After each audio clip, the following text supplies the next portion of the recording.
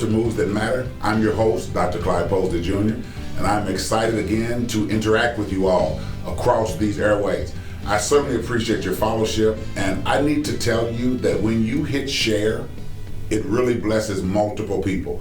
Like if we have 1,000 likes, for example, we have 1,000 shares, that means 1,000 people may have seen it, but if we can get shares, then that's 2,000, almost 2,000 people that can view the show, and the numbers just keep going because other people share it. Thank you so much for that.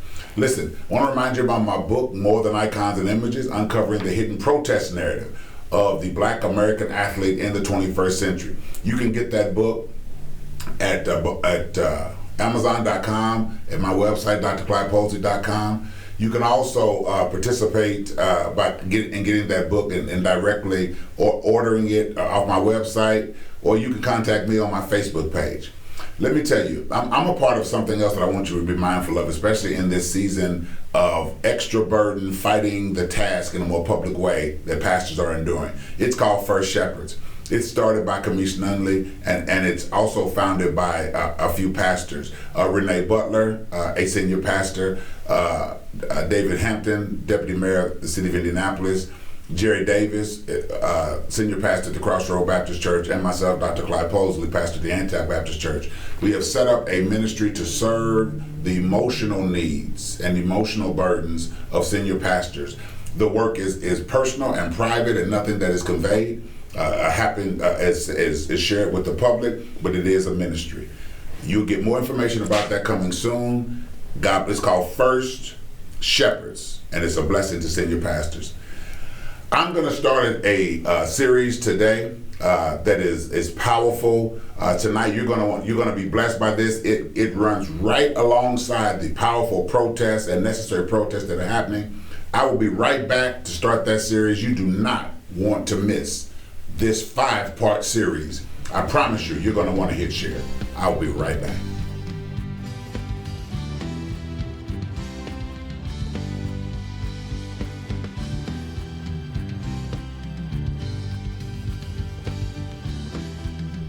Hi, I'm back.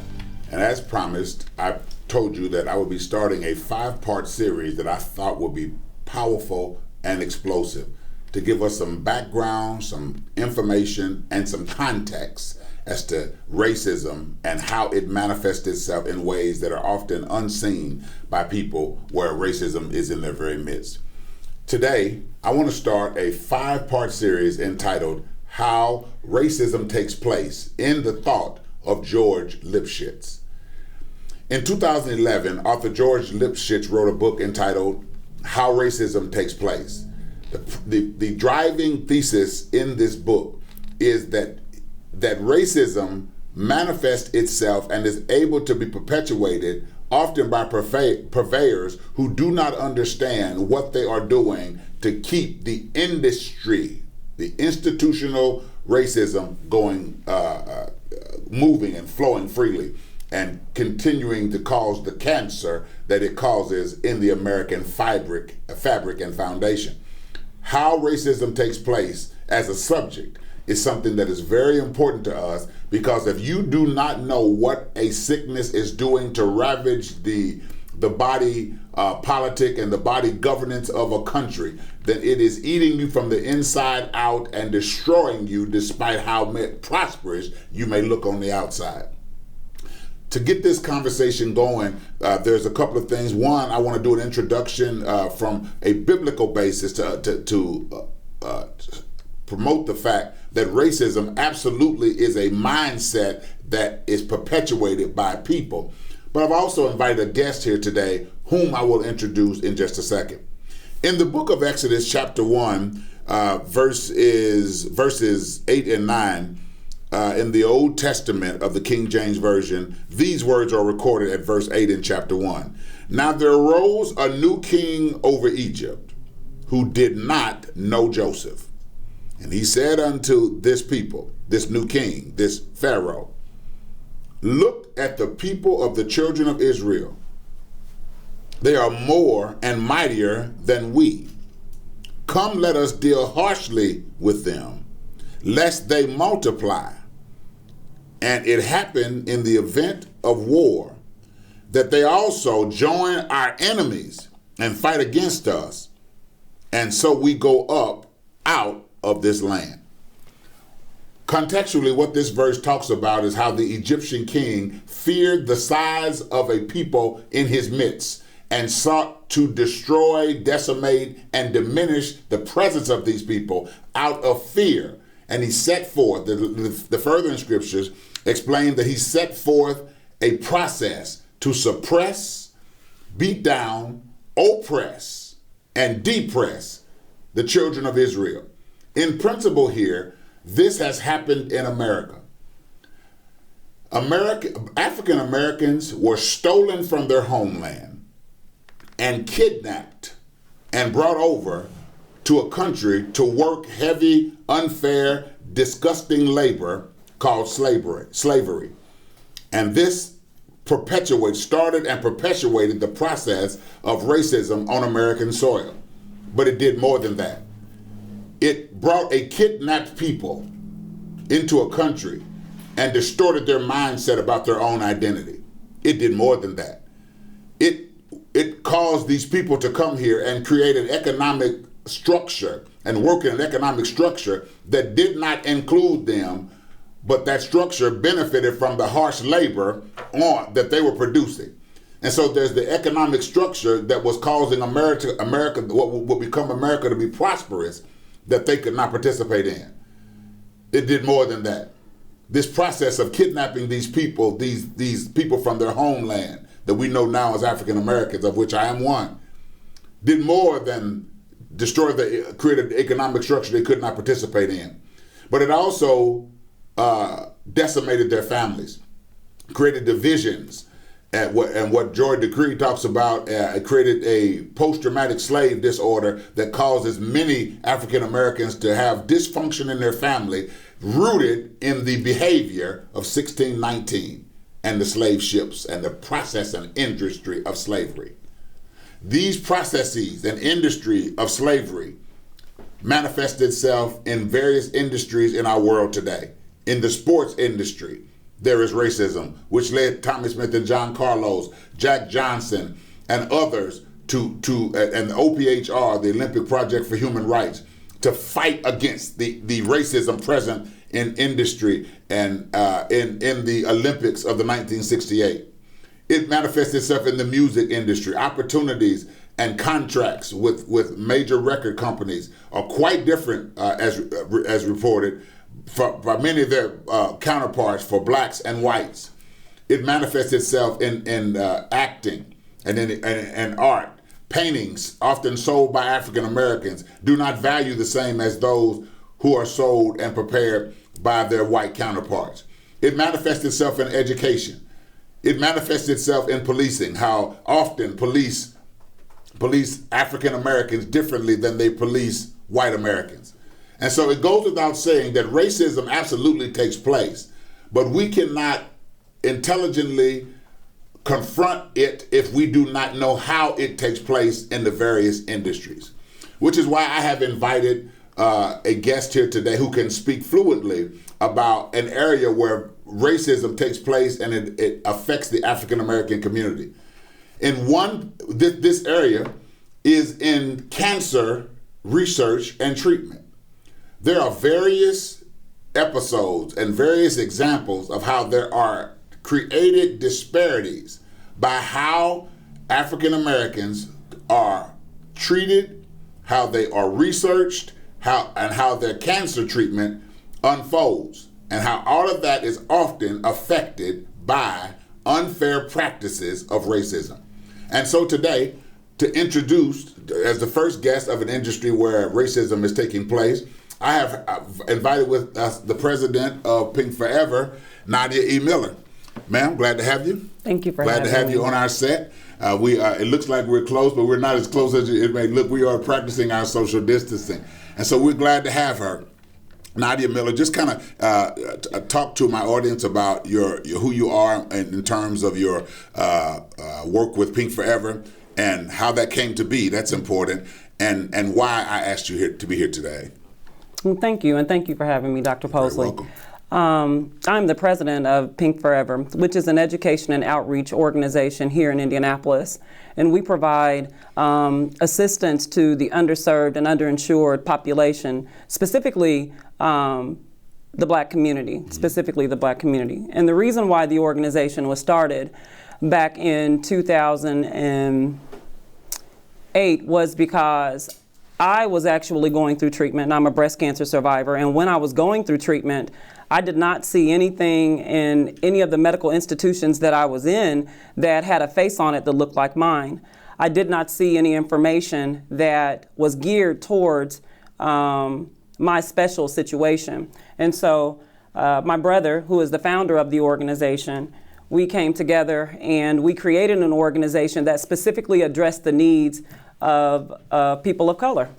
And 12 years, 13 years later, here we are doing the same things, fighting the same fight for people of color from an advocacy standpoint, to ensure that medical treatments and also discussions are being had specifically related to ensuring that people of color are not just dying from the disease, but they have the information about their diagnosis. And so today, this is fitting, and so I appreciate being here. I am glad to have you. The protests, as we speak, there are protests going on around the country, around the world, about how African Americans have been oppressed and opportunities have systematically been kept from them simply because of the color of their skin. These protests were born, these particular protests have been ignited by what happened with George Floyd. The young man who was murdered, in my view, by police officer Derek Chauvin in Minneapolis, Indiana, with a knee chokehold on his neck. But in many ways, Ms. Miller, there has been a chokehold on African American opportunity in America for a lot of years. A country that has been so vibrant, a culture that has been so vibrant and such a major participant in the development of a country, and yet only remains 14%, doesn't seem to be able to enjoy in the great commonwealth that this country has developed.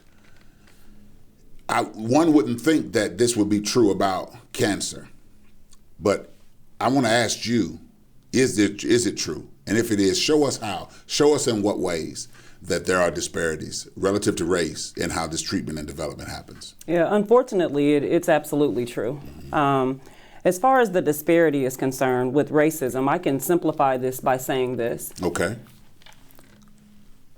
Black women are 40% more likely to die from breast cancer than our Caucasian counterparts.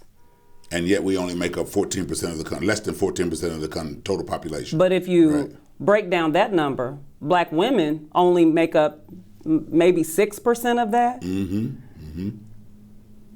There's simplicity. The simplicity in that is also the depth of that. So just 6% of the total 14% population, but over 40% of the deaths of diagnosed breast cancer. Wow. That will die. That's 4 in 10 that will die. Not just that. That will die, right? That's correct. And that is due to, well, there's several components of that. Well, talk to us about some of what causes that to be true. Well, on one end, and I am a person of accountability, and so there's some accountability here as well for for the Black community, and that is to ensure that, number one, we have the knowledge, and number two, that we actually have a seat at the table and not just the legs at the table. And without having that component about involvement is what I'm speaking about. We have to be involved before it knocks on our door. Right. Do you think that there are things which occur that keep the knowledge from flowing as freely as it needs to into depressed areas? Yes, sir, I do. I think that it started long beyond I was here. We can go all the way back to, I think, 1932 with the Tuskegee experiment. We can talk about, we can talk about even the AIDS epidemic. We can talk about just the disproportionate treatment of Black people, where, I mean, it's been written and said that we're not even human, or that we're beast, or three-fourths of a person. Right. I mean, Three-fifths, yes.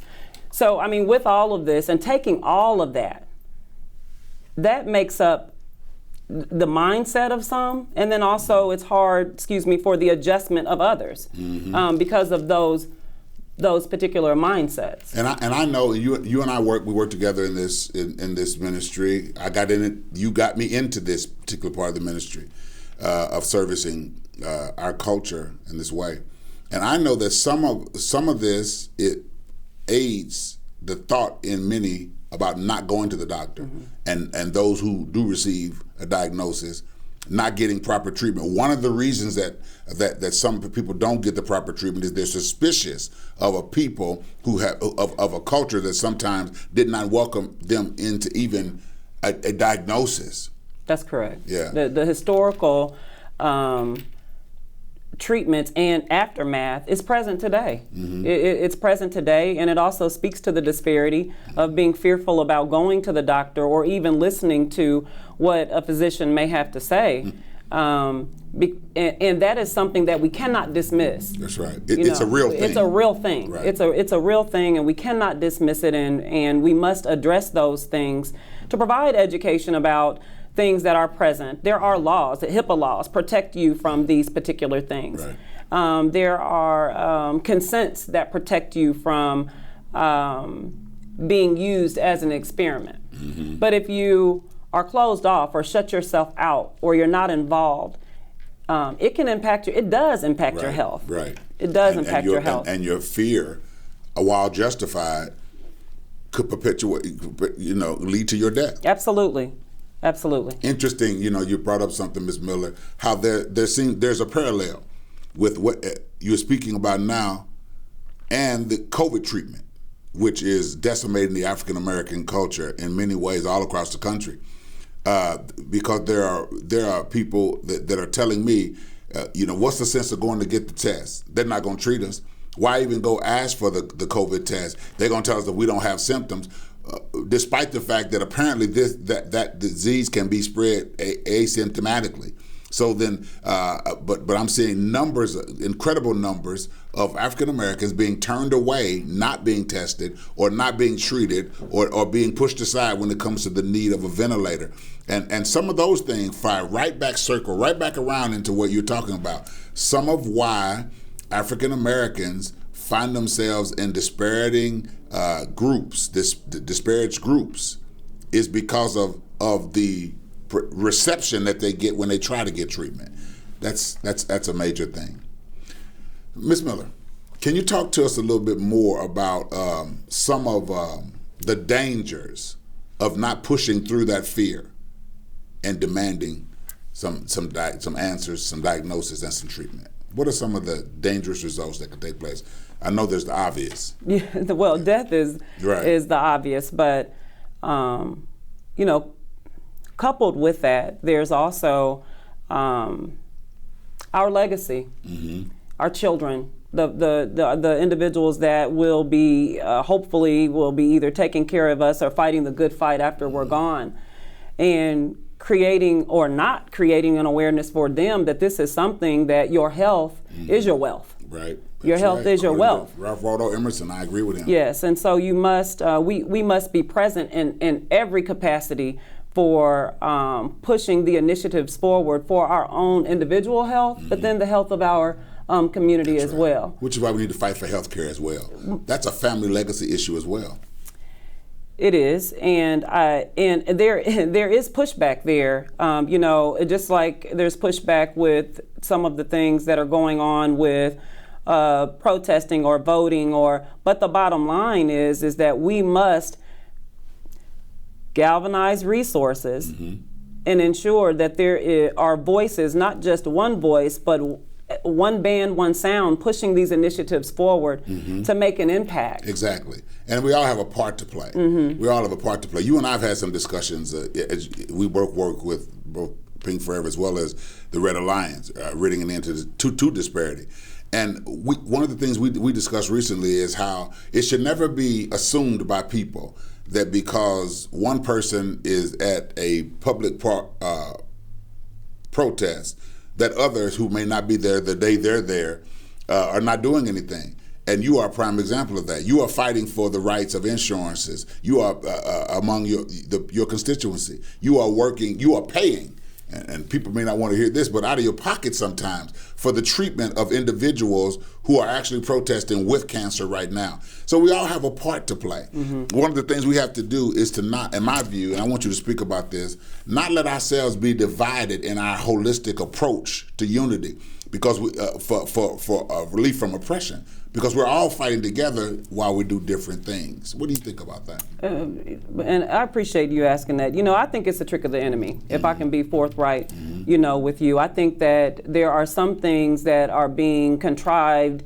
to divide, mm-hmm. and that is a great example of that. I had a conversation this morning and joking and saying it, while folks have been home asleep, we have been fighting for the well-being of, so Absolutely. Because I don't have a photo op or Absolutely. We are not on the front line, I agree. Your loved ones that have been sick or have burial or cannot be buried or still being served. And it takes some thought and intellect, and the press sometimes is behind closed doors. That's right. And right. you see the impact. That's right. Because folks are recipients of it. Mm-hmm. And I think that is also something with the community has to be wise about. Mm-hmm. We have to be wise about talking to one another about who's not doing what, because they can't see it and they do right. not have the exposure That's right. to what something like that even right. takes to do. Exactly. And we applaud all efforts here, because it's going to take all of us. So I'd like to kind of ask you, Ms. Miller, if you would just talk about some steps that those who may be experiencing pushback when they try to get treatment, what are some steps that they could do to begin to help themselves, which will also help them fight some of the disparity and racism that is present in the cancer care industry? Yes, sir. Here in the city of Indianapolis and the greater Indianapolis area, there are organizations, too, that it is not a shameless plug that I will mention that is fighting on behalf of the community, particularly the Black community, and that is the Pink Forever in the arm of programming mm-hmm. and providing resources and emergency assistance, and then the Red Alliance in the arm of research. Mm-hmm. That is very important. And those are two organizations that specifically, not exclusively, but specifically help the African American culture. That's right, not exclusively, specifically, mm-hmm. and that is our focus. Mm-hmm. We include everyone, but we have a very special interest in our own communities, mm-hmm. and because of that, it's important that some steps that one can take is to understand the resources that are available to you. Mm-hmm.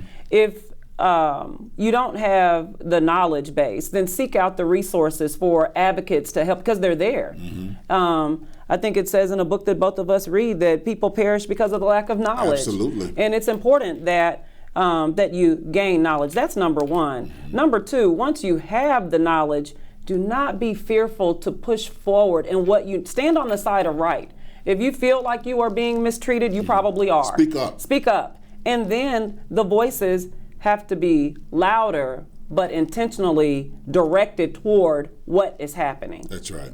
And when you are brought to the table, or if you're not, start your own table. That's right. Start your own table. That's good. That's good. And that is what we have done. We created our own tables and then invited others in that had the resource to help us, mm-hmm. because no one can better explain your case than you. That's right. That's right. You and I have both heard stories, and I want to bring this to my audience. Have heard stories about doctors, episodes of doctors, not all doctors, but episodes of doctors being condescending, assuming that the patient can't pay for the treatment, assuming that the patient, because for various reasons, often it's because of the color of their skin, maybe they presented without insurance, assuming that they won't have the ability to care, so they are not completely forthright with all of the situation. What would you say, all of the condition of the diagnosis that the person has brought? What would you say to a person who goes into a doctor's office, feels that the doctor is not being as forthright or being aloof or obtuse about what is going on? How would you tell that person, look in the camera and tell that person how to address that situation? I would say that, in particular, if you have been diagnosed with cancer, I would say, number one, take someone with you. Take someone with you that can hear advice. with you. And so then after your visit is over, that you can have a discussion about. Second of all, I would say make sure that you ask questions. And so that you are not a checkbox or a number, or your doctor potentially could be racing out of the room to get to the next patient. That's your time. Make sure that you have a session about you and about your case. Mm-hmm. And next, call it. Call a thing a thing. If you are being mistreated right then and there, it is proper to make sure that you ask the proper question about your diagnosis. Mm-hmm. And I know this from personal experience, but I also have had the opportunity to sit with physicians and discuss with them how they may not even be aware that they're coming across, to ensure that I'm getting the best treatment that I can. That's the advice that I would give one. That is very good. If I could kind of piggyback on something you're saying, often, Ms. Miller, you hear people say, well, I went to the doctor, and I'm paraphrasing, and they gave me 6 months to live, or they gave me that. I want to look in the camera and say that cancer is not in itself a death sentence. Ms. Miller is a 12-year, 13 now, 13. Right? 13-year cancer survivor. And so she is sitting here splendiferously clad, well-dressed today, healthy, vibrant. She has her arm in several different, she's living life. And she was given what is often a death sentence. Mm-hmm. This is what you have. This is how long you have to live. She is evidence. She is living evidence that if you push past what is said to you and stay focused on the power of God and what He can do, coupled with your treatment, despite what people tell you or maybe the opportunities you don't get because of race, she's evidence. I think the greatest example of what someone preaches is to be that themselves. Ms. Miller, you are that. Thank you so much for your presence today. Thank you. You are just wonderful for our community. Our community would not be the same without you in it, so we thank you so much for your presence today. Thank you. And as always, I want to tell you all, in life, you're making moves. You ought to make your moves that matter. I am teaching a 5-part series. I got 4 more to do about how racism takes place and what we can do about it in various industries. I'll be back next week with another guest in another industry where racism takes place. You do not want to miss it, because the conversation has got to keep going. God bless you. I will see you next week. Bye-bye.